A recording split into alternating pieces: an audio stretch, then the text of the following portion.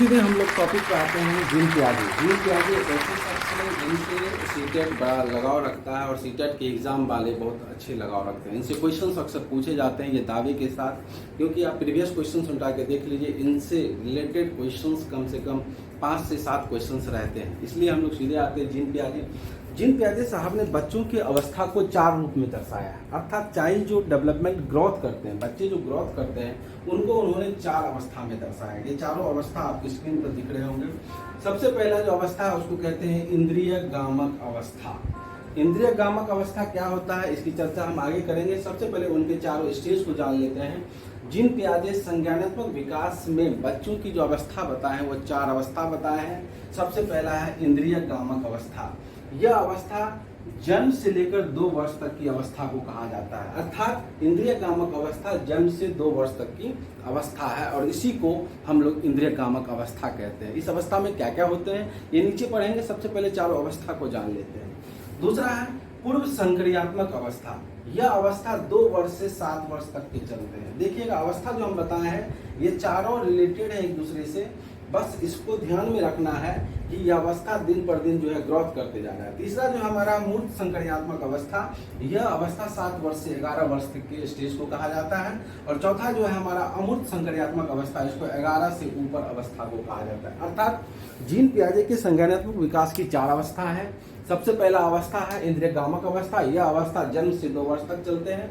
दूसरा है पूर्व संक्रियात्मक अवस्था। यह अवस्था 2 वर्ष से 7 वर्ष से चलते हैं। तीसरा है हमारा मूर्त संक्रियात्मक अवस्था। ये अवस्था 7 वर्ष से 9 वर्ष तक चलते हैं। और चौथा जो है हमारा वह अमूर्त संक्रियात्मक अवस्था। यह अवस्था हमारा लगभग 11 साल से एबव चलते हैं। तो जीन प्याजे साहब पूरे दावे के साथ कह रहे हैं कि बच्चे की 4 ही अवस्था है और इसी चारों अवस्था में बच्चा ग्रोथ करता है, डेवलप करता है।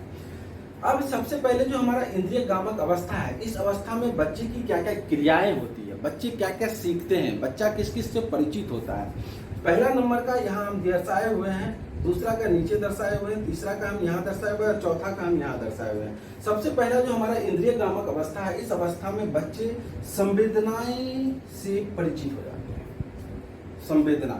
संवेदनाएं क्या होते हैं? संवेदनाएं जैसे पलके झपकना, चूसना, ये सब एक प्रकार का संवेदनाएं हैं। इससे बच्चे पूरी तरीके से परिचित हो जाते हैं। दूसरा है प्रतिवर्ती क्रिया। प्रतिवर्ती क्रिया कहने का मतलब कि अगर कोई नकल कर रहा है तो उससे देखकर बच्चा भी नकल करना शुरू कर देता है। तीसरा है वस्तु स्थायित्व का गुण। यह बहुत इंपॉर्टेंट टॉपिक। वस्तु स्थायित्व कहने का मतलब यहाँ पर यह है, अगर बच्चे के सामने कोई खिलौना रख दिया जाए और कुछ पलक झपकते ही बच्चे के सामने से खिलौना हटा दिया जाए तो बच्चे को यह एहसास हो जाता है कि वह खिलौना अब परमानेंटली रूप से हट चुका है, अब इस दुनिया में नहीं है। इसी को वस्तु स्थायित्व कहते हैं। चौथा है अनुकरण, जो हम अभी जस्ट बताए हैं। पांचवा है हमारा खिलौना तोड़ना। बच्चे यानी इंद्रिय गामक अवस्था में खिलौना तोड़ना, खिलौने से परिचित हो जाते हैं, उसको तोड़ते हैं। और लास्ट जो है खेलना, यह इंद्रिय गामक की अवस्था है जो बच्चे जन्म से लेकर 2 वर्ष तक के चलते हैं। किसको चीजों से हम परिचित करवाएं? सबसे पहले संवेदनाएं। संवेदनाएं क्या होती है? हमारे आंख, हमारे नाक, हमारे कान, ये सब एक प्रकार के संवेदनाएं से संबंधित हैं। प्रतिवर्ती क्रिया, तीसरा है वस्तु स्थायित्व, चौथा है अनुकरण, पांचवा है खिलौना तोड़ना और छठा है हमारा खेलना। यह इंद्रिय गामक अवस्था है, यानी जन्म से लेकर 2 वर्ष तक की अवस्था। दूसरा हमारा पूर्व संक्रियात्मक अवस्था। यह अवस्था 2 वर्ष से 7 वर्ष तक चलती है। इस अवस्था में क्या क्या होता है? सबसे पहले तो अनुकर्मण्यता होता है, आत्म केंद्रिता होता है, सूचकता होता है, विभेदीकरण होता है। सबसे पहले हमारा आत्म केंद्रिता क्या हुआ? आत्म केंद्रिता कहने का मतलब बच्चे खुद से बातें करते हैं, अपने में मग्न रहते हैं। अक्सर आप 2 वर्ष से 7 वर्ष तक के बच्चे को देखेंगे, वो अपने में कुछ न कुछ गुनगुनाते रहता है, बोलते रहता है, मूर्त चीजों से बात करते रहता है। इसको कहते हैं खुद पर खुद आत्म केंद्रिता, यानी अपने में केंद्रित रहना। यह अवस्था पूर्व संक्रियात्मक अवस्था है। आप देखते होंगे अक्सर बच्चे को अगर उसको खेलने छोड़ दिया जाए तो बच्चे अपने से खुद पर खुद बातें करते हैं। इसका मतलब वो खुद से बात कर रहे हैं। अगर कोई खिलौना है तो वो खिलौने से बात करते हैं, किसी ऐसी चीज से जो नॉन लिविंग थिंग है उससे बात करते हैं। इसको कहते हैं हम आत्म केंद्रिता।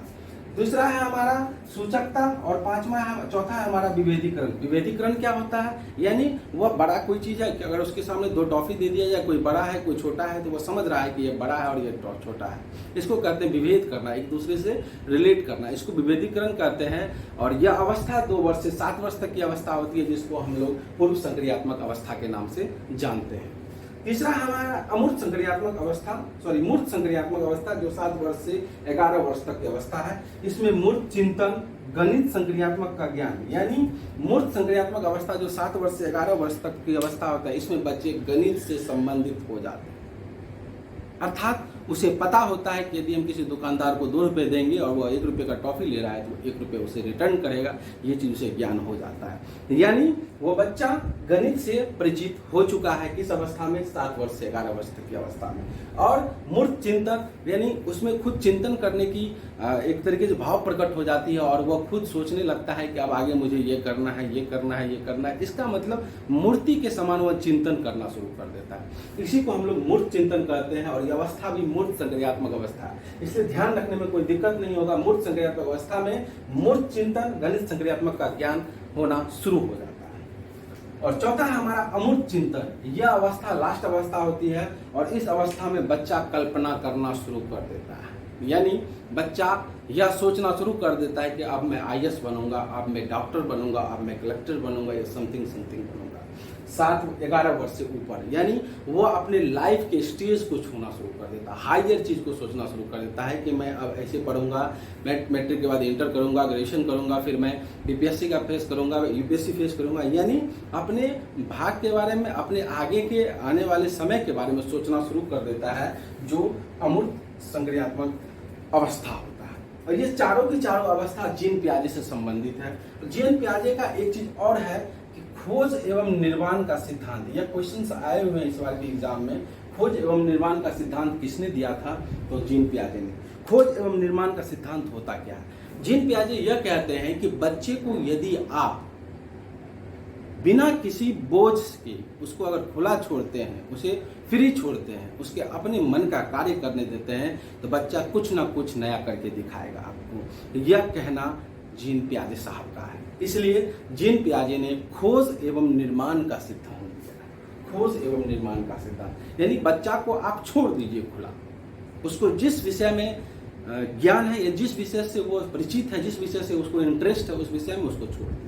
वह बच्चा कुछ ना कुछ नया करके दिखाएगा आपको।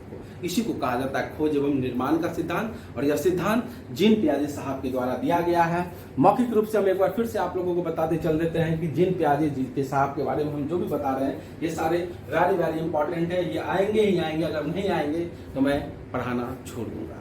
कम से कम 5 क्वेश्चन इनसे आने ही आने वाले हैं। तो मौखिक रूप से एक बार हम फिर से आप लोगों को बताते चलते, अपने माइंड में एडजस्ट कर लीजिएगा। जीन पियाजे साहब ने संज्ञानात्मक विकास की 4 अवस्था दी है। सबसे पहला है इंद्रियगामक अवस्था, दूसरा है पूर्व संक्रियात्मक अवस्था, तीसरा है मूर्त संक्रियात्मक अवस्था और चौथा है अमूर्त संक्रियात्मक अवस्था। सबसे पहला जो हमारा इंद्रियगामक अवस्था, ये जन्म से लेकर 2 वर्ष तक की अवस्था है। उसके बाद हमारा पूर्व संक्रियात्मक अवस्था, यह 2 वर्ष से 7 वर्ष तक की अवस्था है। तीसरा है हमारा अमूर्त संक्रियात्मक अवस्था, यह 7 से 11 वर्ष तक का है। और चौथा है अमूर्त संक्रियात्मक अवस्था, यह 11 साल से ऊपर की अवस्था है। इस सारी अवस्थाओं में क्या क्या होता है, इंद्रियगामक अवस्था में बच्चे संवेदनाएं से परिचित हो जाते हैं, प्रतिवर्ती क्रिया से परिचित हो जाते हैं, वस्तु अस्थायित्व समझना शुरू कर देते हैं, अनुकरण करना शुरू कर देते हैं, खिलौना तोड़ते हैं, खेलना शुरू कर देते हैं। ये सारी की सारी अवस्थाएं इंद्रियगामक के अंदर। क्वेश्चन पूछे जाते हैं, वस्तु अस्थायित्व का गुण किस अवस्था में पाई जाती है, तो इंद्रियगामक अवस्था में। या ऐसे पूछा जाता है, वस्तु अस्थायित्व का गुण किस वर्ष तक में बच्चों में आ जाता है, उसमें दे देगा 0 से 2, 5 से 7, 9 से 11, उसमें आपको ध्यान रखना जन्म से 2 वर्ष तक। उसके बाद दूसरा है पूर्व संक्रियात्मक अवस्था। इसमें बच्चा आप खुद से केंद्रिता होने लगता है, विभेदीकरण, एक दूसरे से वो रिलेट करने लगता है कि बड़ा यह है, छोटा क्या यह है, इसको विभेदीकरण कहते हैं। तीसरा हमारा है मूर्त संक्रियात्मक अवस्था। इसमें बच्चे मूर्त चिंतन, गणित संक्रियात्मक यानी गणित से परिचित हो जाते हैं। और लास्ट स्टेज है अमूर्त संक्रियात्मक अवस्था। इसमें बच्चा कल्पना करना शुरू कर देता है कि उनका आने वाला भविष्य क्या होगा, वो क्या करेंगे, क्या सोचते हैं, वो अपने फ्यूचर के बारे में सोचना शुरू कर देते हैं। यह अवस्था पूरी की पूरी जीन पियाजे के द्वारा दी गई अवस्था है। इसके बाद जीन पियाजे साहब ने एक बात और कहा है कि खोज एवं निर्माण का सिद्धांत। यदि बच्चे को आप बिना किसी बोझ से उसे खुला छोड़ते हैं तो बच्चा कुछ ना कुछ नया करके दिखाएगा। यानी उसको पूरा फ्रीडम चाहिए, तब जाके वो बच्चा कुछ नया करके दिखाएगा। इसी को हम लोग खोज एवं निर्माण का सिद्धांत कहते हैं, जिसको जीन पियाजे साहब के द्वारा दिया गया है।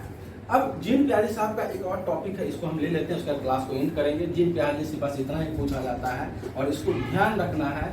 2 टॉपिक है, इसमें से ये दोनों में से एक आना निश्चित है, ये हम 100% दावे के साथ कह सकते हैं। सबसे पहला जो हमारा है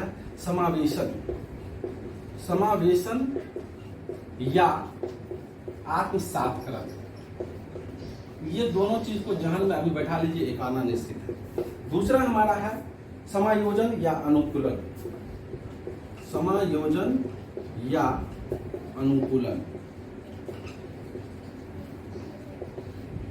ये 2 को आप अभी ही दिमाग में एडजस्ट कर लीजिए, क्वेश्चंस आएंगे ही आएंगे दावे के साथ।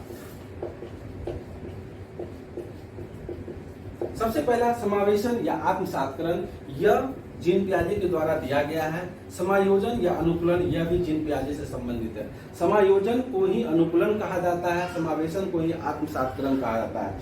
समावेशन यानी बच्चा खुद में वह चीज गेन कर रहा है। समायोजन यानी किसी को देखकर वह कुछ कर रहा है, यानी अपने बड़े भाई को देखकर वह पढ़ रहा है, सीख रहा है। अगर उसका बड़ा भाई खेल रहा है तो वह भी खेलता है, अगर बड़ा भाई पढ़ रहा है तो वो पढ़ रहा है। इसी को हम लोग अनुकूलन कहते हैं, यानी किसी चीज को देखकर उसको सीखना, उससे परिचित होना, उससे संबंधित होना।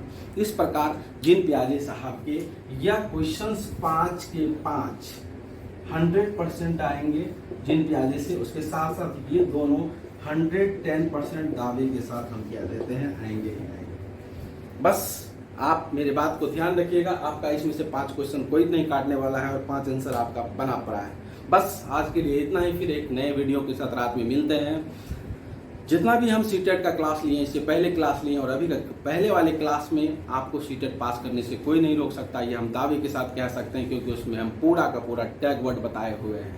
इसके साथ आज की क्लास में उस टैग वर्ड से छुटा कुछ साइकोलॉजिस्ट से संबंधित क्वेश्चंस पूछे जाते हैं, जो जीन पियाजे हैं, एल्बर्ट बंडूरा है, इसके बारे में अगले क्लास में लेंगे।